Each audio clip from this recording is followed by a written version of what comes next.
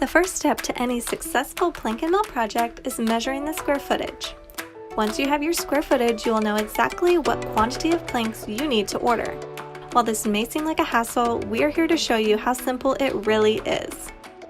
All you will need to get started is a tape measure. For the most accurate results, we recommend measuring the height and the width of your space in inches. Once you have found those numbers, simply multiply them together, then divide that total by 144 to find your square footage. For a slightly less precise measurement, you can also simply multiply the height and the width of your space in feet to find your square footage.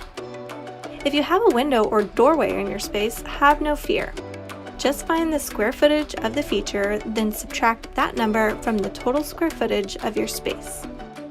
Once you have your total, you will need to order an extra 5% to account for waste. Simply multiply your square footage by 1.05. Since our planks are sold in boxes of 10 square feet, you'll need to round your total up to the nearest increment of 10. If you'd rather have us do the math, simply plug your height and your width in inches into our handy calculator on our website and it will do all the work for you. Now you're ready to order your planks and transform your space. We can't wait to see what you do with the place.